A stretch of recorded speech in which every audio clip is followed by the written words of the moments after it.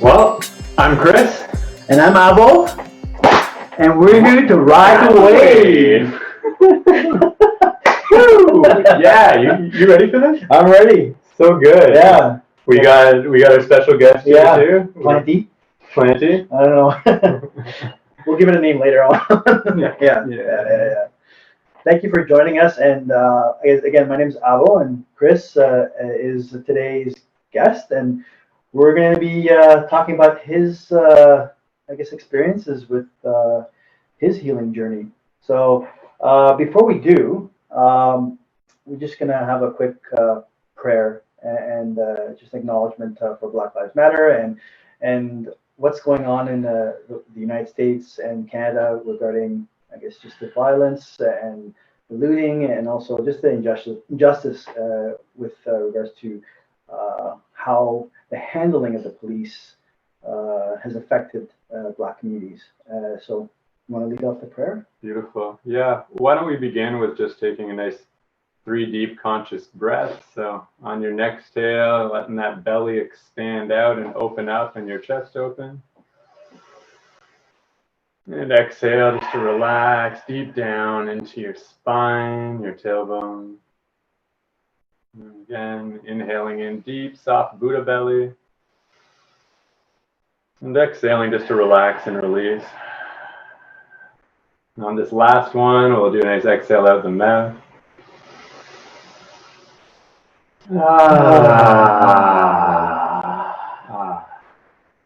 Nice to arrive with y'all. So whatever feels good for you. Prayer position, I'll come into prayer mudra here.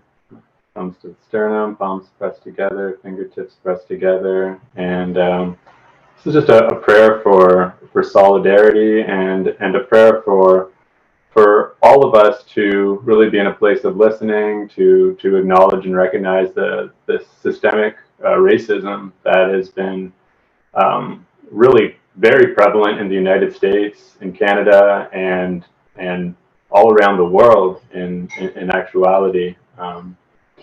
For us to really just take a moment and to just send love to the hearts of those that are in pain and that are suffering in these times now. And to connect to our own hearts and feel that extra compassion, that kindness, that unconditional love that truly comes from listening to our brothers and sisters and really wanting to know how we can support and serve and help.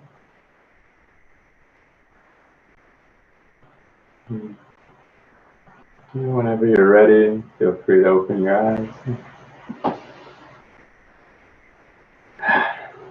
All right. Thank you for the prayer, brother.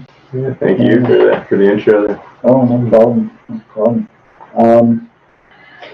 Last night I was thinking a lot about this, as well as I saw the violence on TV as well. And there's a lot of other issues to address, but which we can, share some links later on in the bottom of the comment section. So you can do some research as well. Some of the things we found as well.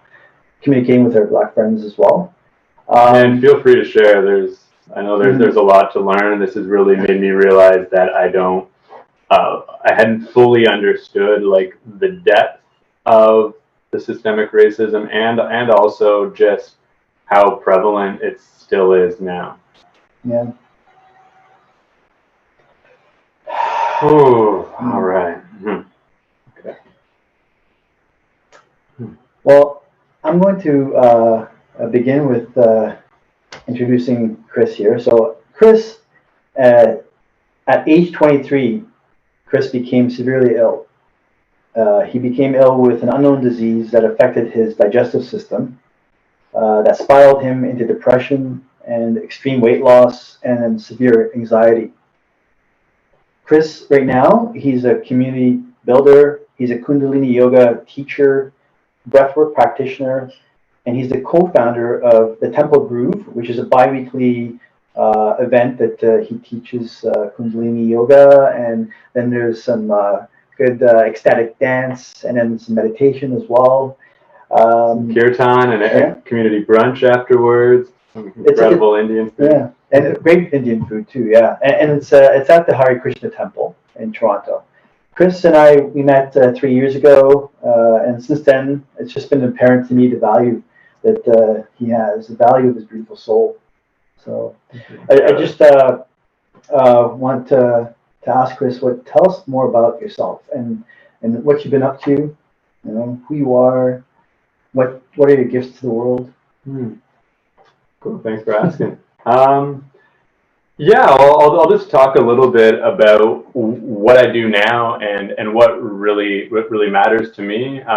I would say at the core of what I do is I offer self-awareness practices so we can grow more in self-love, and I'll kind of go into that deeper throughout this experience to talk about like what self-awareness is and certain self-awareness practices.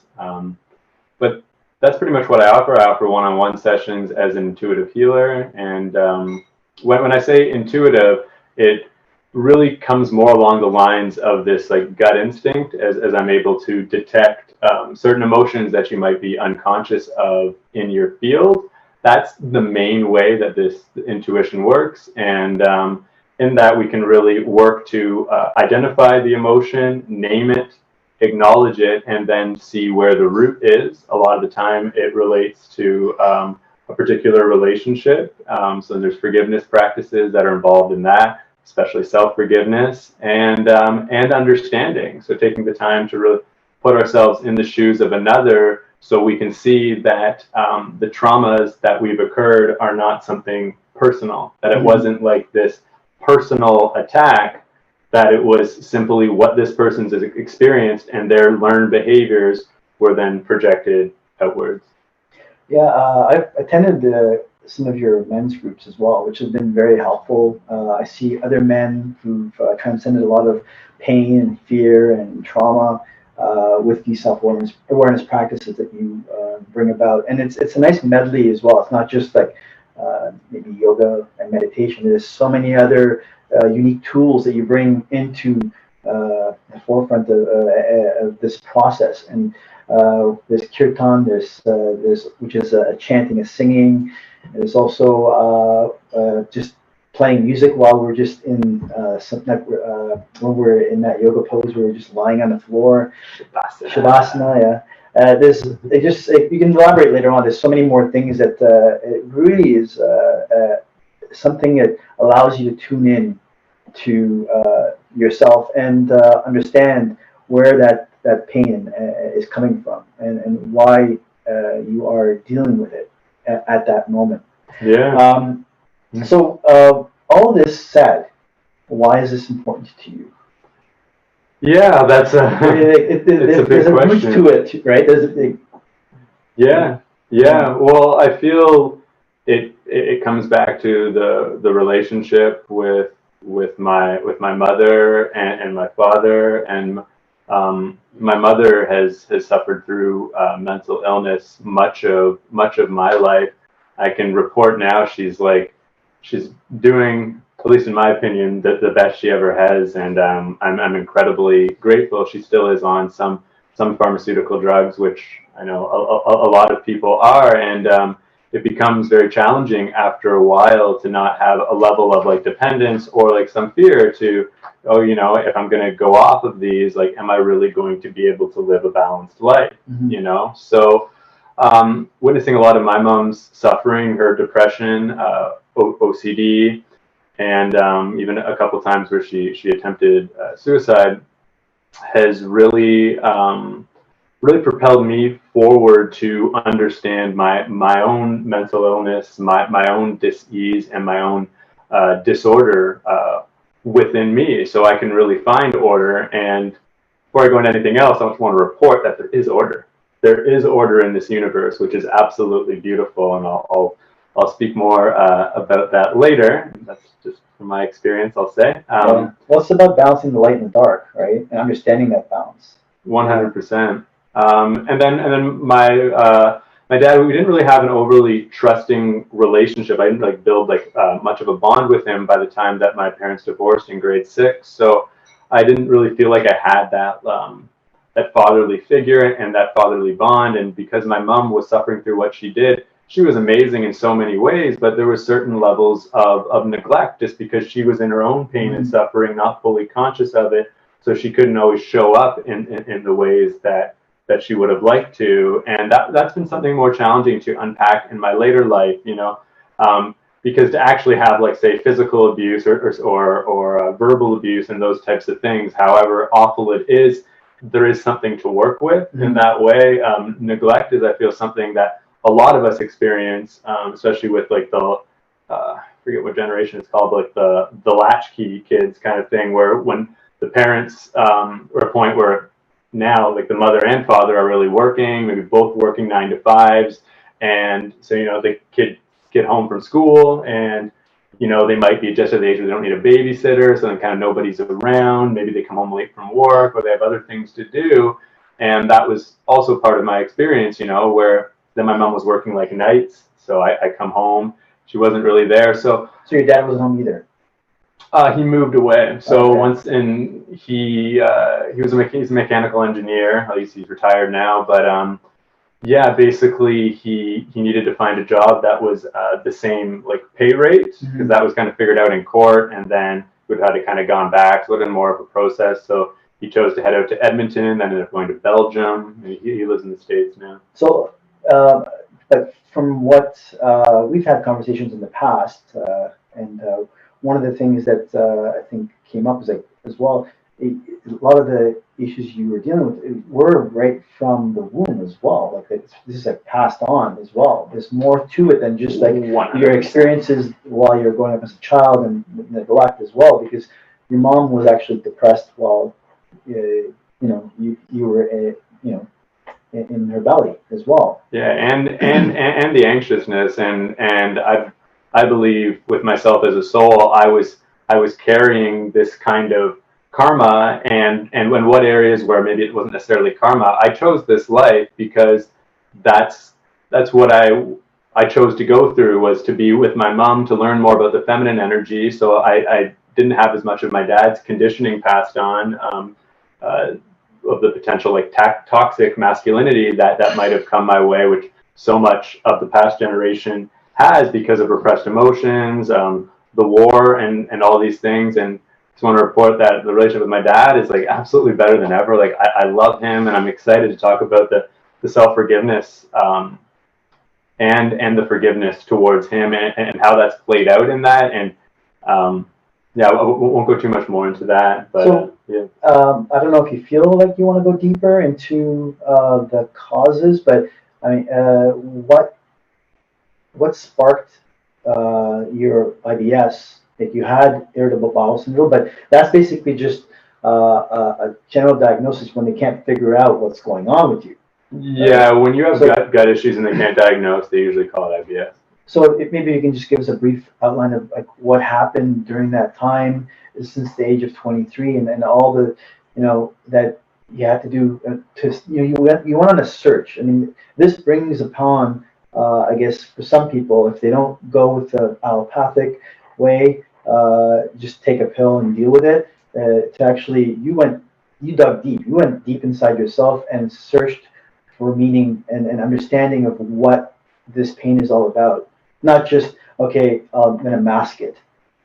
And I'd like to understand more about what you went through. And I don't think anybody's actually trying, say, purposely to mask pain, but, we are doing things to escape pain without always being conscious of it. And then the other part is, even if we're not necessarily trying to escape, we can be in so much pain that we're just looking for relief, and that's where something in moderate use, I feel there needs to be a lot more education on. We will have a guest to talk about cannabis, but that's where something like cannabis might be helpful to give you like that temporary relief. It's also a consciousness enhancer, so there's a lot more to go into with that. I personally don't use it very often. I used to, but to go to your question, I'll just first begin, like, by the time I got sick at 23, I was probably binge drinking almost most weekends from about 14 to 23.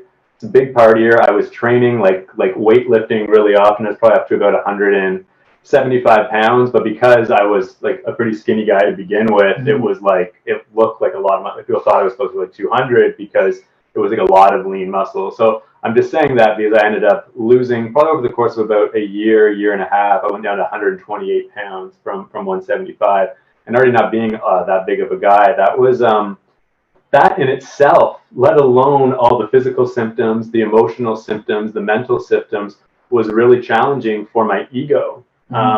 Because also with this drinking, I smoked a fair bit of ganja during those times as well. I also tried steroids once for a cycle in high school, and I was doing all these things. I don't even know how I drank so much or even smoked so much weed, because I understand how sensitive I am now. And the steroids, though, really, like, I know people who've done a lot more cycles that didn't have anywhere close to the kind of side effects I had. But I got brutal acne. I remember to the point where I didn't even want to go to school for the last couple of weeks of grade 12, and the principal let me do my exam in her office, but I had that level of insecurity. Yeah, I didn't, and I had vanity issues. So that was part of the reason why, like, I didn't accept my body the way it was. So I took steroids. I was already weightlifting for about a year. I was already starting to get in better shape, but then I took these steroids, and because I was really committed to training and a good, well, what I thought was a good diet then, but this was also part of it. I was eating a lot of meat, a lot of carbs, a lot of dairy, and a lot of whey protein. That with not a lot of vegetables, steroids, drinking, some toxic relationships, which there was a lot of love, but I lived with two women for both a couple of years before I was 23 years old.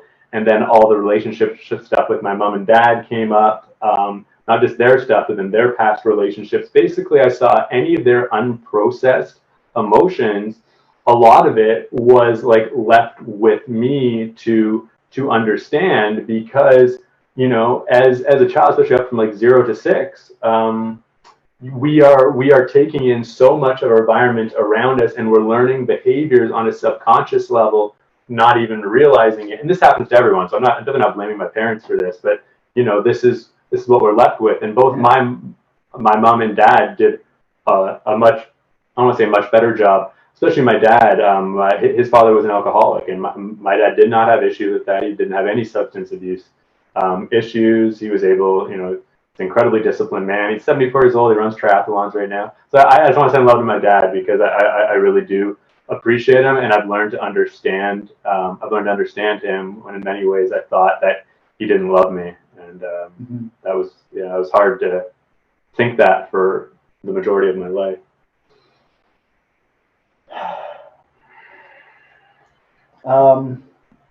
Maybe you can elaborate more about your experiences with the methods that you use for awareness, because you brought up something before where when you were a child growing up and you were taking on all these other people's energies, and this is why I'm an advocate for young children studying self-awareness practices from a very young age in school, but we don't have that kind of system set up. Where, I mean, if you had that ability to, understand yourself when you're a younger child, you can process those things a lot easier. So what are the tools, the techniques, the methods that you actually explored so you can understand yourself better, the self-awareness practices, to whatever else that you might have encountered, from books to psychedelics? Yeah. Okay, beautiful. Well, I'll say probably one of the first books, at least, that I got super into near the beginning, because when I got chronically ill, I basically puked bile for like 6 hours on the beach, woke up the next day, and my life was never the same. It was literally like that. My whole stomach was in knots, inflamed, couldn't eat anything, would feel nauseous after literally eating anything. Then I had many other bouts of constantly throwing up. And even in this process, already what was happening is I would almost, even times when I was throwing up, I would feel the emotions and like repressed emotions coming out of me, and I could experience them and start to let them go. I was aware of like the different thoughts that were associated to them. So suddenly it was like this space occurred where I suddenly wasn't identified. Most of the time I was identified with thinking who I am is my stream of thought. And, so it's like, I'm thinking this, or like, I'm thinking something. And I think that's who I am. So all of a sudden, when it's created that space, it was like, whoa, this is what I believe about myself, or this or that thing. So that was like the beginning of already starting to become more aware. That just happened without me literally doing anything. It was probably it was like, okay, you're in a state of disease, and if the only option is to be aware, or things are going to get worse, like real quick. Well, a lot of people who are in disease, they have one of two choices, and I don't know what percentage it is, but there's a lot of people who will either give up, or there are a lot of people who actually just go into that pain and try to understand it and transcend it. Yeah, for sure. And the thing is, this is a choice you make every single day, and you make it several times every single day. This is just because you said yes yesterday doesn't mean, every day is a fresh new day. And especially when we're dealing with things like mental illness, or like substance abuse, different addictions, any physical disease, even if you're healthy, it's very few people wake up consistently daily with a clear mind, are happy, feel their hearts, are in love with life. Like, I think that's something so many of us desire. But if we're being really honest with ourselves, like, do you feel that consistently? Not all the time, but I do tune in every day as much as I can to how I feel. I mean, there are moments where I'm not, but I'd say with a lot of the self-awareness practices I've adopted over the past 10 years, I'm way more in tune on a daily basis, especially this past, like 3-4 years particularly. Yeah. But if prior to these past 3 years, because I incorporated some other tools to help me. Prior to that, I did still have lapses. I mean, I would meditate. I would focus on certain things in my life and be aware and present with it. But I mean, I think we're all susceptible to it. I think we're all susceptible to losing focus of our own awareness at points in our lives, no matter how discipline we can get. I mean, unless you're a guru and a monk, or well, yeah, I think most people's overall experience is being more steeped in fear, and exactly, and in a state of suffering. And if I'm honest with myself, I have moments of this type of experience every single day. It's just that when there's awareness, and this is really what I'm tuning into now, like the new programs and retreats and things, it's about like living your most authentic life. And for me, all I want to do is live my most authentic life. And what I'm realizing is that there's no feeling that I can achieve that is going to bring lasting happiness. And in that, I know that to not be biased about the feelings that I feel and the emotions that I experience, because simply to just be honest in the experience, to just simply let what is be, in that authenticity, I find happiness. And I find that naturally through that unconditional love, by just simply being with how things are, we always naturally come back to love, and that is a joyous state. So it seems like a more passive way of living, but it's not necessarily. To me, it's more like it's like the Tao, and it's this flow. And that's not to say you don't take action, or say yes or say no to this thing, or like come at life with different moods and behaviors. But that's all within the flow of our energy. When we don't try to control our experience all the time, we're more conscious of our energies, and in this way, we consciously direct our expression. And there's a balance in that. There's a part that it's like, just let it flow, and then there's this other part where we're also the director. We're also the director of our experience. So I feel like that sweet spot is like always what I'm kind of what I'm looking for. And I just know that if I'm honest with my experience, that's how that happens, which is easier said than done at times, because for me, I understand certain things that I've repressed. I understand certain addictions that I've had, and we can go into some more of that. Getting back to the mindfulness aspect. Okay, so and the practices. I mean, you have done kirtan. You've delved into a lot of different types of books. I think the Presence Process was one of them as well. Yeah, so I can go back to yeah, but what is the key self-awareness practice, the mindfulness technique that helped you throughout this? I mean, the one key one, can you say it? There's never one key though, that's the thing. So if you can elaborate on that, then what is it? There's a medley of things you maybe, like, just for the viewers, of what you incorporated. Well, I'll say the foundation is self-inquiry and Advaita Vedanta, because it's the most direct path, and I definitely would not say it's such a funny area to talk about. It's such a funny thing to talk about, to be honest.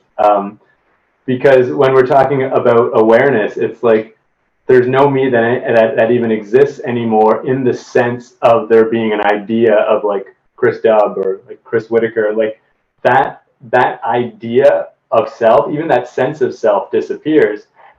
So in awareness, you see the self. In awareness, I see me. In awareness, I see who I am. I see my essence. I see the one who calls himself Chris Whitaker. I see my emotional experience. I see the thoughts that arise in my mind. I'm speaking from a place of awareness. I'm not saying I identified with that awareness. At times I identify with my emotion when I'm feeling angry. I'm like, and sometimes like I'm feeling a particular way, and I like overly identify with that state. The beauty of a self-awareness practice is it creates enough space to be able to see our own perception. So I love Muji uses this example. I just went to go see him in India. He's an incredible Advaita Vedanta teacher. Also, what is Advaita Vedanta to the viewers? What is it? It's kind of what I'm explaining. That's okay. It's like non-duality, being able to see the polarities. But this example will clarify. Give you a good clarification. So. There is a tree, and there's a bird sitting on one branch that's a bit lower, and there's another bird sitting on a branch that's a little bit higher up. The first bird is witnessing our experience. So I'm walking along and I stub my toe and I'm like, So I'm experiencing a physical sensation. I have experienced emotion.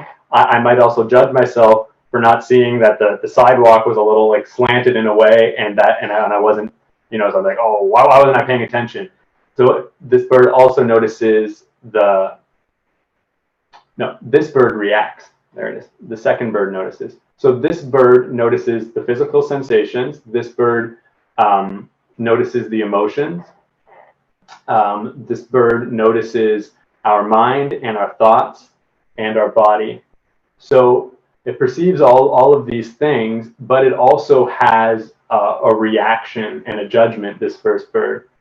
But the second bird, which to me is like this, is awareness, and this like self-awareness is, it can see our reactions and our judgments to life. So there is just what happens, so say like the physical sensation or the emotion, and then there is our interpretation of the event. So our judgment of what happened, or then maybe blaming ourselves for stubbing the toe sort of thing. This second bird sees it all, but doesn't hold on to any of the judgments or reactions or anything. It just simply witnesses.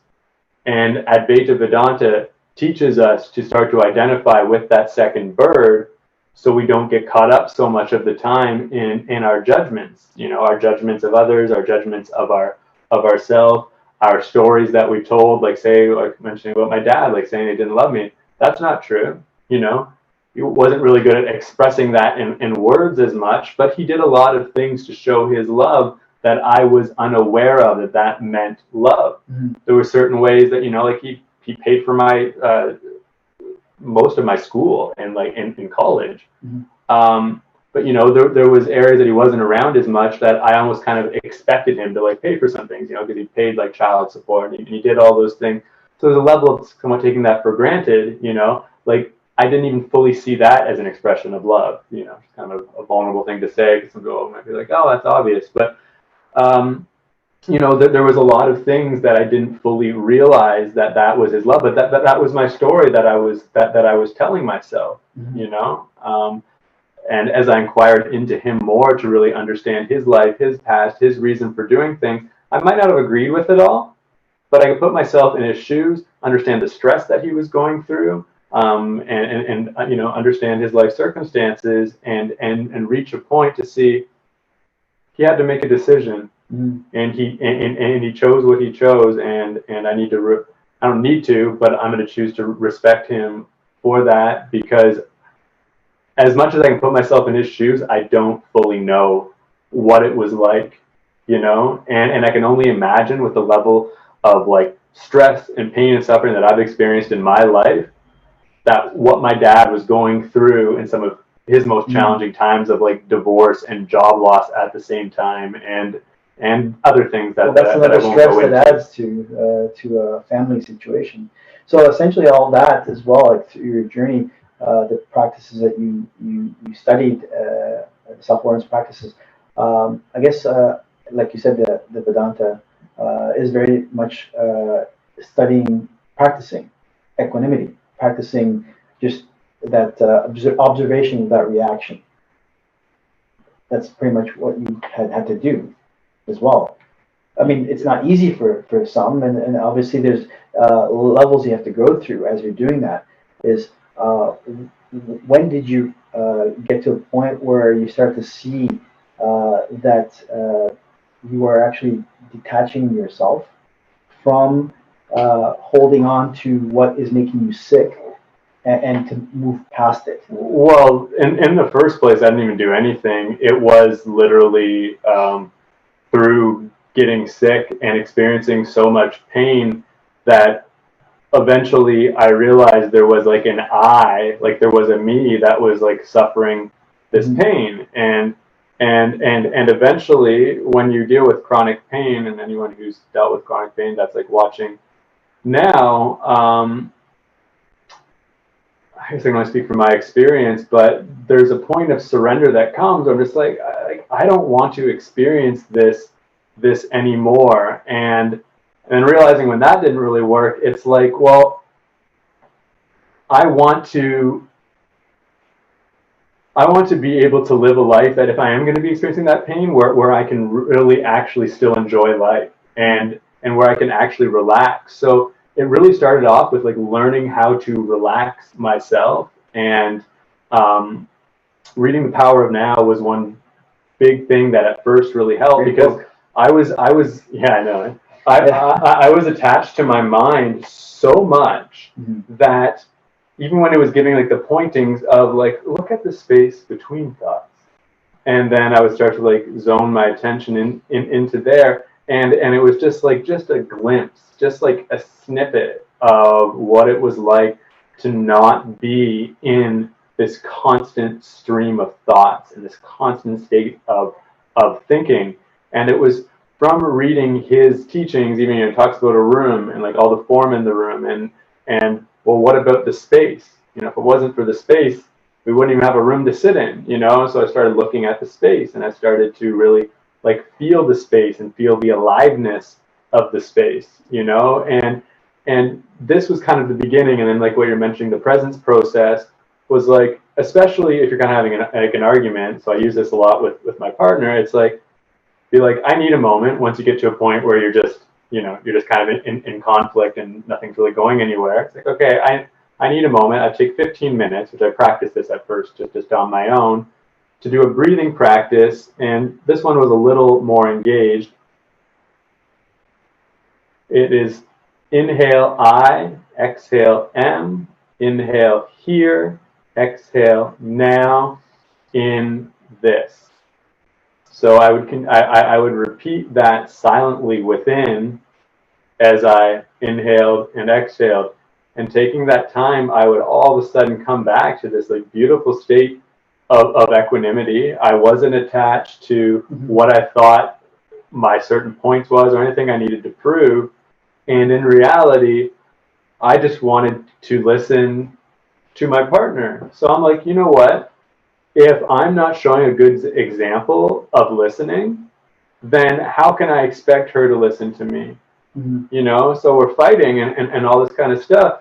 And then in reality, I'm just like, you know, I really, this is another like Lao Tzu quote from like the Tao Te Ching. It's like, you know, someone needs to return injury with kindness. And so that was kind of like, that kind of really opened me up to like what love really is. And it's like in those moments, there was a selflessness to just be like, okay, I can't expect what I'm not given. So I'm going to start to give in the ways that I'm learning how. And that really started opening up like miracles in my life and absolutely incredible synchronicities and more and more space within me between thoughts to actually be able to see reality as it is and see the signs of like, oh, you know, I'm thinking to go right, no, go left. And then all of a sudden I run into that friend, you know, or run into that person I need to talk to. So would you say like throughout this whole process, there's a lot of different synchronicities that happen, you know, where you just start to like flow with the process of your journey of healing? Like I've noticed myself, you know, how synchronicity works, but if you can maybe elaborate on that, on certain sequence of events that maybe brought you to where you are today. And like the people that impacted your life, as an example, and the practices that you did together, perhaps. Maybe if you can elaborate on that, that'd be great. I'm sure the audience would love to hear. Yeah, you know, I mean, it's a lot to talk about in I know, I feel like in a short hour. An hour is just such but a little time. It's still, I mean, just to give a taste of. Yeah, I can totally relay an experience that will hopefully be inspiring. I'm gonna tell we're talking about like synchronicity. It was amazing. I was just having incredible synchronicities for the first few years when this journey really opened up for me 10 years ago. And it got to a point where I was really becoming very present that I guess just certain fears were starting to get stronger. And this is what I realized is a big part of the process is that, you know, sometimes like the brightest day, like the darkest night, you know, comes before that. And my journey really brought a lot of those experiences. So I'm just saying that in the way that I've had some really incredible experiences, but then I've also had some experiences where fear has really taken control of my life, you know, and just being honest. So on that note, I would say, I guess maybe about 5 years ago when something opened up for me to end up getting a free teacher's training for Kundalini yoga. I also got a free training, a business training where I got a $3,500 grant from the city of Toronto. And these two things really opened up my like healing business, and the Kundalini yoga really opened up. I was very connected, but I felt like I was also still kind of passive in particular ways, and wasn't like fully always embodying the knowledge that was coming through. Not all of it was like relaying as wisdom. So it began that I was looking for holotropic breath work. I really wanted to work with people doing breath work because I was already doing so many breathing practices on my own and just seeing the incredible effects of it. And I learned a lot of that through psychedelic medicine as well, because it really opens up a lot of pathways. So anyways, I couldn't find any like holotropic breathing trainings in Ontario that were like anywhere close to me. And then Kundalini yoga started coming up, and it's interesting because at the beginning of the journey, I heard so much about like Kundalini energy and like the Kundalini serpent rising and all of these things. And so I started looking into Kundalini yoga trainings. And at this time, I had just got a grant that I heard about through the city of Toronto. I was actually on like OW for literally just a few months. I got a company I was working for, and I didn't go on EI, because a long story that I won't go into, but anyway, I was on OW, and they were giving this program for people who were self-employed, but you had to be on OW. They give you a whole program that David Cohen was actually running that through the city of Toronto. And you got a $3,500 grant at the end of it. And as I was doing this program, I talked to one of the social workers there, which I also have a background in social work. Talking to one of them there, and then she was saying how the government will actually pay for your training that that OSAP won't pay for. So then, I was looking at these holotropic breathings, couldn't find that, and then I tuned into Kundalini yoga, and I'm like, there's no way they're gonna pay for a yoga teacher training. But the connections that I built with David, the connections that I built with the social worker, they really saw the path I was on. I was talking about the healing I wanted to do with people through self-awareness. Holding space for emotional processing, to learn deeper forgiveness and these types of things. And I totally ended up getting the money for that, and even the extra thing needed for the course. I ended up probably getting like $4,000 from the city of Toronto at that point, which was amazing. And then I went on my journey there to do that teacher training. I did a couple other yoga teacher trainings. I remember I did 2 at the same time at one point, which was quite intense. And that really opened up a lot for me, because I didn't realize what we're really capable of with breath work. And I feel like I have so many of the resources and tools now that it's interesting when I notice myself certain days not wanting to do the thing. It's like now I know how to heal myself, and still sometimes consciously choosing not to do the thing. And it's not always necessarily that I need healing, but it's like, I know if I do this, I know if I do a certain breathing practice and movements in the morning, I'm going to feel better. I'm going to feel more joy. I'm going to feel good. And then to be confronted with seeing the times when I don't want to do that, it's very interesting. And that's when the self-inquiry really comes in, to really be able to unbiasedly observe myself in a way like what is this? Why don't I want the best for myself? And that's taken me down the road to really be aware of certain addictions that held me back, to be aware of my own impulses,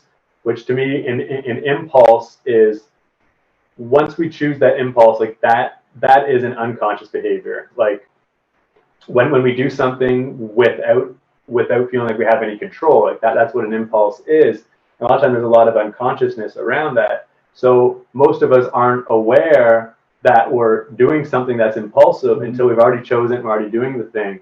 So I'm really at a point now where I'm seeing all these little root areas where an impulse first starts, and now this totally goes into a journey of which I've been working 10 years back because of the stomach issues.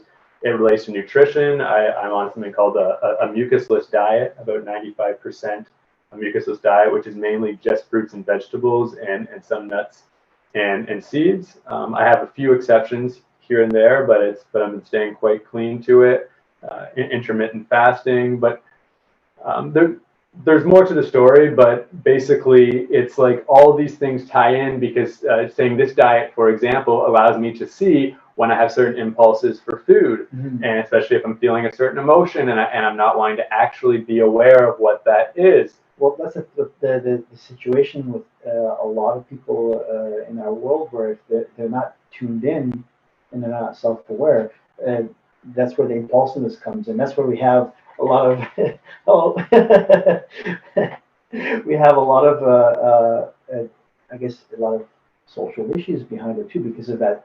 Because not being aware of their own selves, that they're actually acting out just out of just sheer impulse.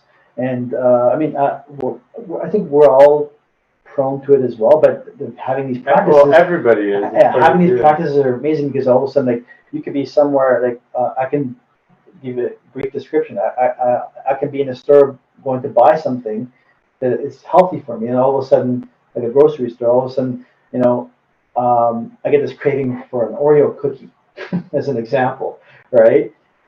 But then there'd be times way in the past where I just would grab that box of cookies and just throw it in my cart, pay for it, go home, chomp, eat it, and all of a sudden pay the price later on.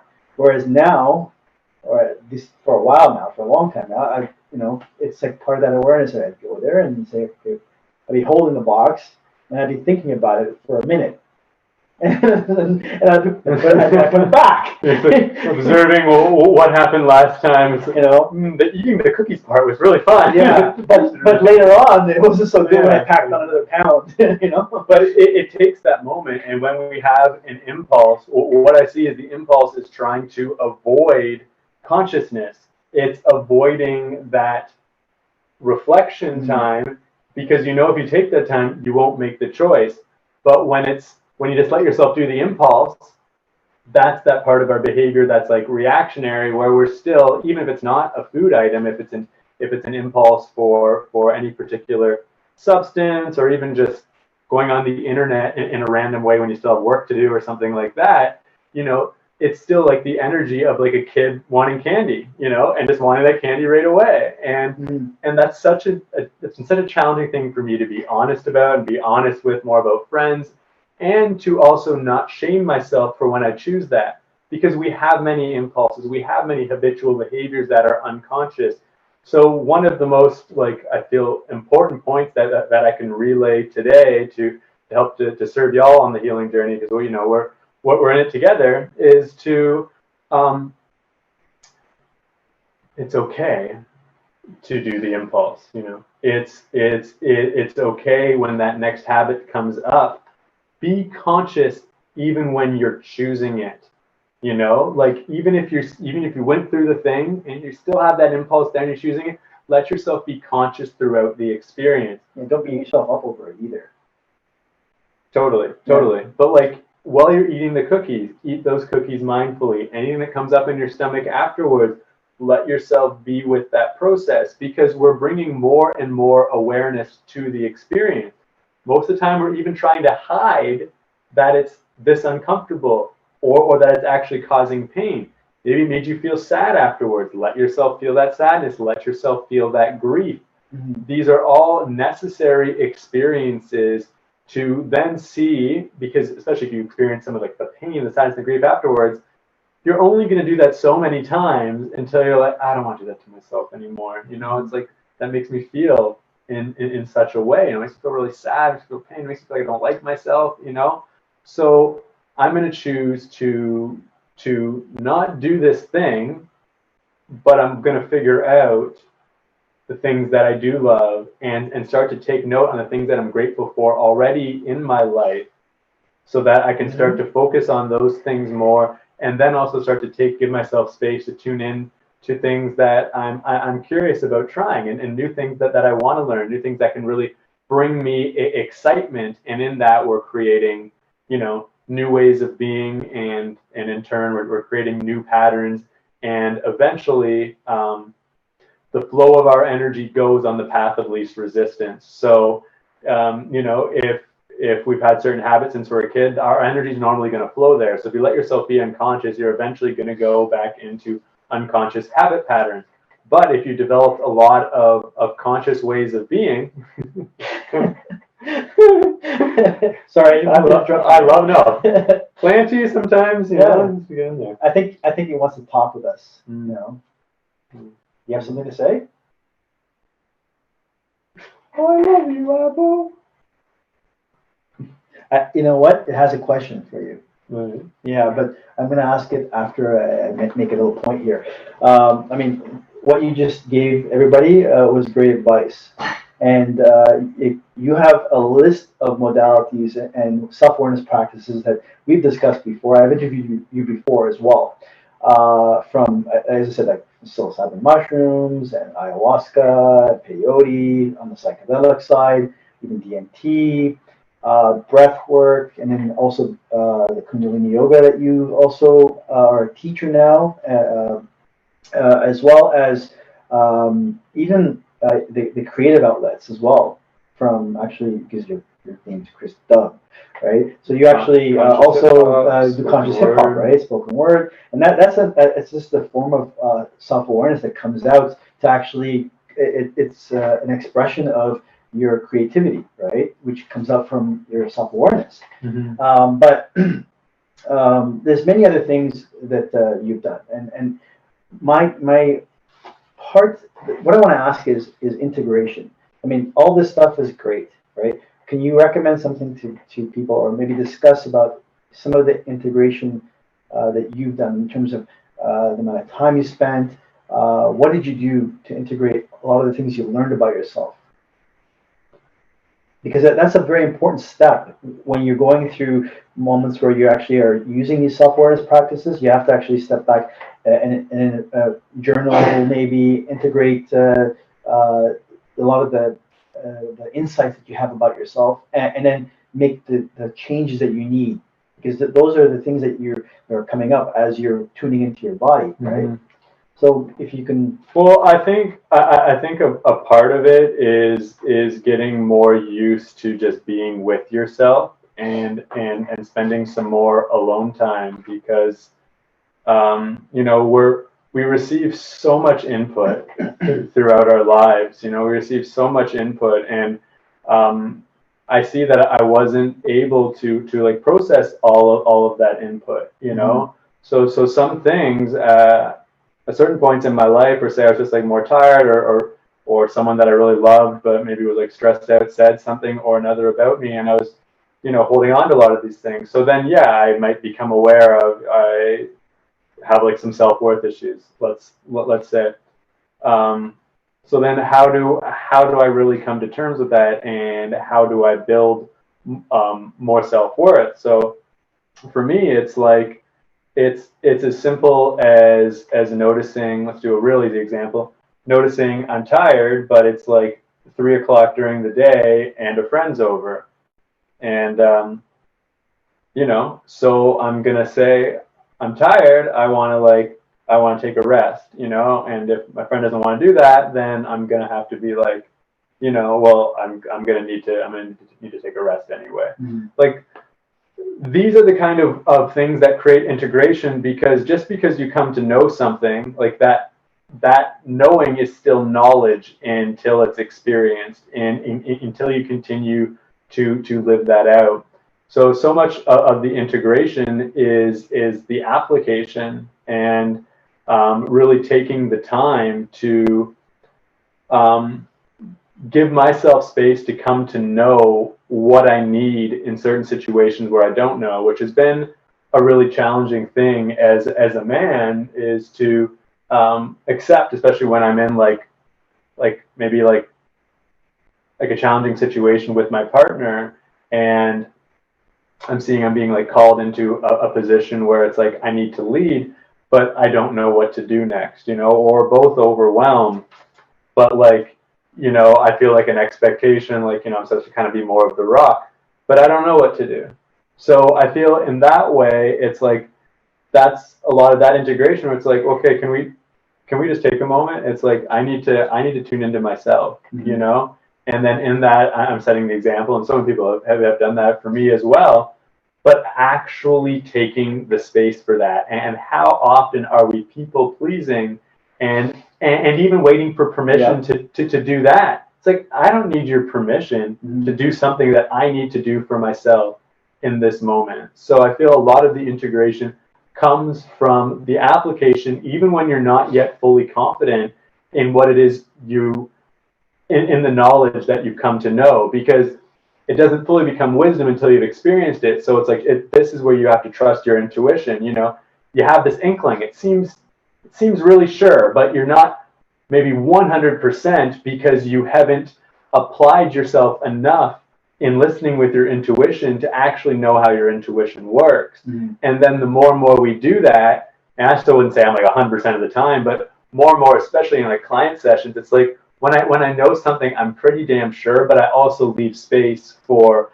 to bring an empowering model where it's like, please speak, please say what it is that you need in the moment as well. If it feels like this isn't in complete resonance, well, what are you feeling? I kind of preface sessions in that way, because we all need to learn how to listen to our intuition, and we all need to develop that muscle, because you can't just expect to like, just tune into something in your mind and then all of a sudden be like, yeah, that's it, and be so sure of it, but not actually like the scientific approach, actually, testing it out by actually living that truth. But I see that more and more we can become very sure of things through our intuition. And say there's a situation where you're arguing with your partner, but you're very sure that of your particular stance. Now you have to be damn sure in these situations, but when you're very sure of your particular stance, like as far as I need this thing and I'm not willing to compromise it, then you won't. And that could cause an emotional upset in another person. That can cause a major trigger, because what if your partner really needs you to do something in that moment, but you've made another commitment and you need to be there for yourself. You need to be able to say no, but also how you say no in a compassionate way. Exactly, like this is how we learn in love, is to be able to express ourselves in ways so that the people around us understand, but we still don't compromise. Like, no, but I'm still going to go do this thing. I understand where you're at. I understand you really need that. But if I don't do this, I'm going to lose integrity with myself. I'm going to lose self-trust. And well, you're protecting your space. That's one of the aspects of integration as well. And it's not just one of the aspects of integration, just in general also, is being aware of your own space, and when you need to actually, create a bubble around you so you can, process whatever you're going through. Planty has a question for you. Planty? Okay. Yeah, Planty would want to. Sorry, just by the way, it's 9:02, so maybe we'll go about 10 more minutes. Sure, yeah. So Planty's question is probably a quick answer.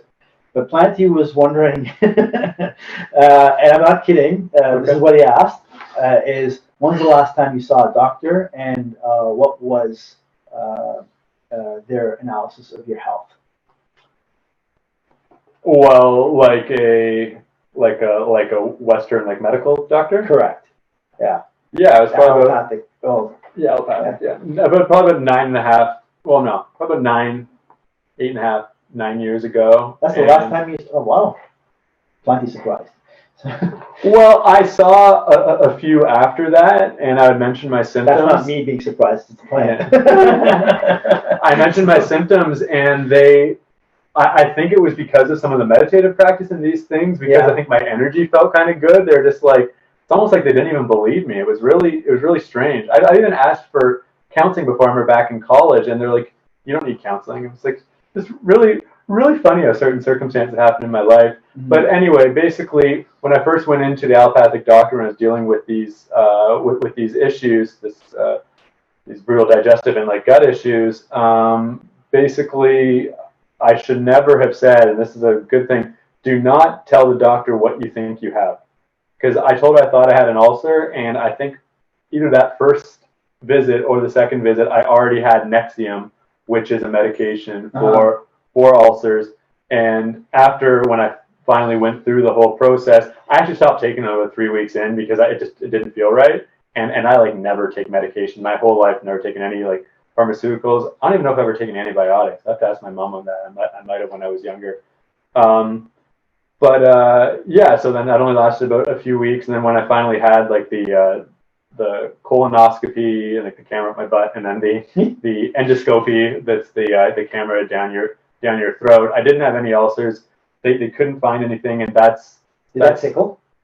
I was definitely under anesthesia. Oh, you were? Okay. I've never had it happen, so I don't know.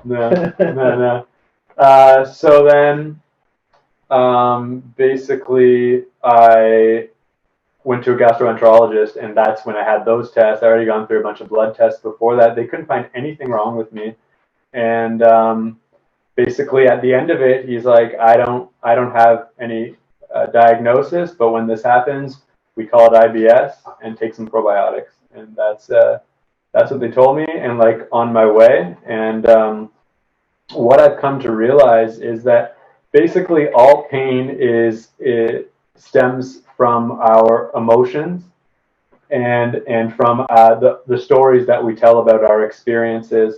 And when we don't allow ourselves to process pain, mm-hmm. and the grief that comes along with pain, it's stored within our bodies and it creates disease. And basically, I was at a point where it seems like I was just this far away from probably having a very major disease. And because it hadn't happened yet, mm-hmm. they didn't have the correct tools to diagnose a gut issue and the proper knowledge that's needed. That then they just say it's IBS, and it really saddens me to think how many people, if they don't start to take their health into their own hands, will end up getting a major disease because they're not very good at detecting when something. I only want to speak for gut issues. I'm not going to go into any other areas that I don't know, but they're not good at detecting, like, you're like 90% there to getting something like bad. They can't. They don't really have instruments to determine that. Yeah, I actually had gone to a yogi several years ago, back in 2015, and one of the things he mentioned was is like, with regards to disease. I mean, this is known anyway, but he brought it up. Is that disease takes time to build up. It's like a buildup of many different toxins: emotional toxins, psychological toxins, physical toxins. What we put in our stomach as well. What we eat is what we are. What we think is what we are as well. But what we actually consume is what is affecting also our minds, what in our brain, and then in turn that impacts the rest of the body, and then which is affecting your mood, your emotions are being impacted by it, energy levels, and exactly, and then what he mentioned was that because this yogi, when he was younger, yogi? Sorry. What he's a Ashtanga yoga yoga teacher, but he's and his name is Mr. Sharma. Amazing man. He taught me Ashtanga yoga and a lot of the techniques to reverse a lot of issues, but mainly regarding emotional side. But he also addressed the gut side very heavily, actually. But he mentioned that the amount of time it took us to actually become diseased, depending also because every disease has there's different levels of disease. There's like a level where it's just too far to recover from. But he was saying that I don't think. Well, okay. I think there's few cases that are too far to recover. Exactly. Very few. Yeah, but he was saying that it's about 10% of the time it took you to become sick and diseased is what you need to spend on reversing it. Only 10% of the time? Yeah, and it's essentially with regards to a lot of things you've done. The self-awareness practices, your diet, and just the breathing. Yoga helps as well, but a lot of it has to do with breath control. Well, and understanding your breath and tuning into yourself while you're actually, doing that breath control work. A lot of longtime yogis talk about the pranayama almost being more important than the asana, and not to say there isn't a lot of breathing in the asanas, and there's incredible benefits to that. Well, the pranayama, so it brings in the breath into that area that you're stretching, as an example, right? Right, but you can't you can't work with some of these more for lack of a better word, high level breathing techniques in a certain asana. It's more done in like a seated posture, and then also in this stillness is how you can access into like the silence of the heart and to really come into consciousness. So to come into pure consciousness, when you're in a seated posture, there's because you're not doing anything, you're not trying to hold on to a particular stretch or consider, I got to be doing, I got to be pushing my heel in more for this downward dog, for example, or something like that.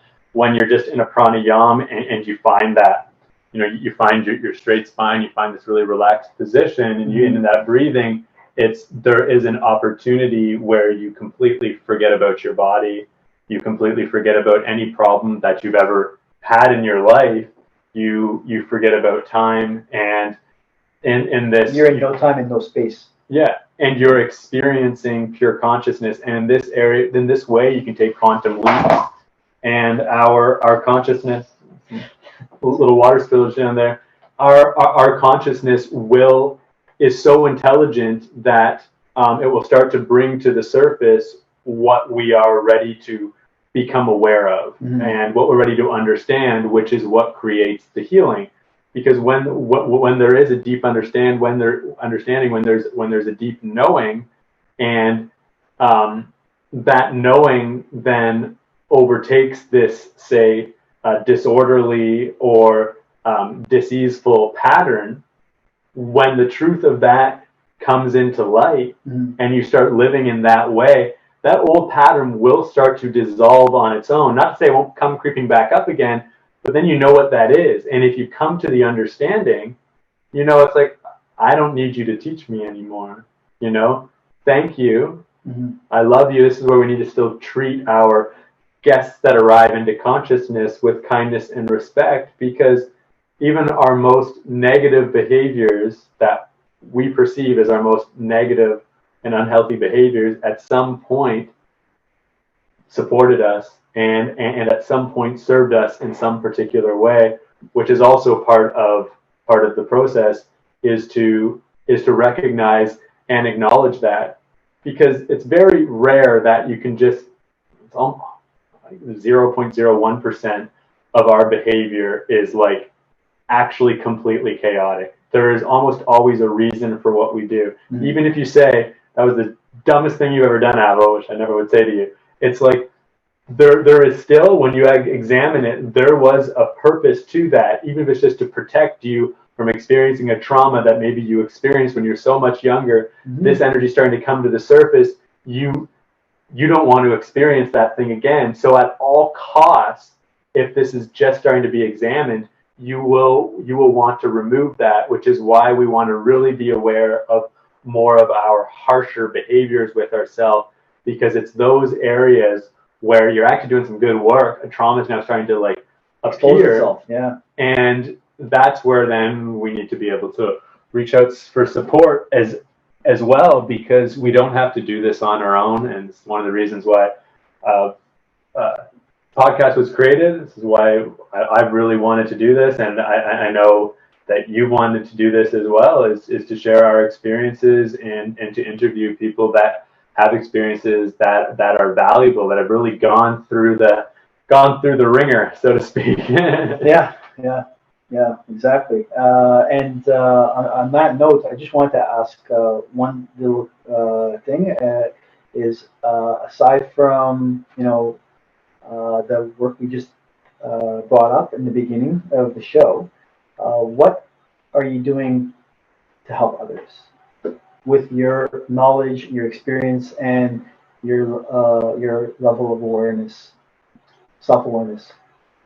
Okay, well, a lot of different things. This podcast is definitely one of them. The Temple Group, like you mentioned before, look up Temple Group on Facebook. It will be back at the Hare Krishna Temple once these quarantine measures come down, but we are doing an online offering right now, which is every other week, and it will be this coming Sunday, which is a Kundalini yoga, ecstatic dance. We have special guests on often. That will either be a kirtan, spiritual talk.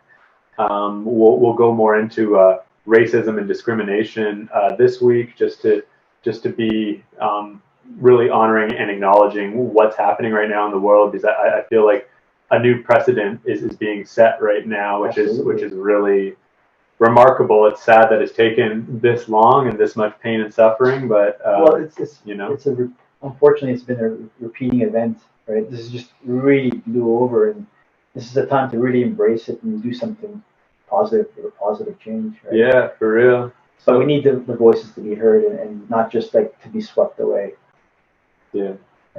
And then you also teach Kundalini yoga, which is helping a lot of people as well get in touch with themselves and their body and transcend a lot of I guess not just physical issues, but also stuff inside the emotional things. Especially emotional, and I would say, because I run a men's and women's group, I do men's group as well. I'm currently not running them, as I'm offering a lot of things right now, because I'm also offering a meditative breath work to tune into the new earth ascension, so we can really tune into what we want the earth to look like as we're really looking at things consciously, really seeing that the earth has consciousness, that the earth breathes life, that it's the only reason why we're even having a human experience. We're really starting to recognize our connection to all of life around us. So that offering brings that. You can check out Christoph Kundalini to see all of these offerings. And then I do one-on-ones. And the big thing I do is hold safe space for emotional processing. so you can go through those things that, that you may have been repressing for a while, or that you just don't feel like you have space to really open up, or maybe when you do open it up, there's still a lot of confusion there. I really help to just first open that up, be with it, feel it. We ground, we tune into the heart, we bring a lot of love in, and then as we dive into these areas deeper, like I said, we really discover what these emotions are, what the attachments are, what the root is, bring in certain forgiveness practices, and just bring a deeper level of understanding. Because once we have more of, basically I call it like a conscious container, once there's enough awareness around the issue, you're pretty good on your own, or you can just like call up a friend and be like, I'm still kind of sorting through this. Can you just listen, and this kind of thing. It's just the areas that have been unconscious for a while within us. It makes it exceptionally easier having somebody to hold space for us to go into these areas, because I feel like we can do a lot of this work on our own in our inner journey, but it takes a lot longer, and there's certain things that you just can't. There's certain things that need to be done with other people, and that also need to be done in group, because that's where the trauma occurred. So for the healing to fully occur, we need to experience ourselves in a new way and have ourselves received in a new way.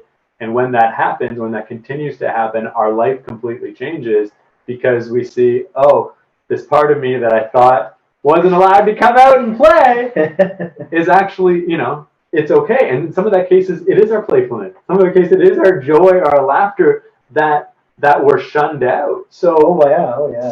So I think it's so important for us to realize that, you can call it like shadow work. Sometimes shadow work is recognizing the playful part of you that just wants to enjoy life, that wants to get in the dirt, roll around on the grass, and make jokes, So, shadows can also be positive things that we repress as well. 100%. Yeah, definitely.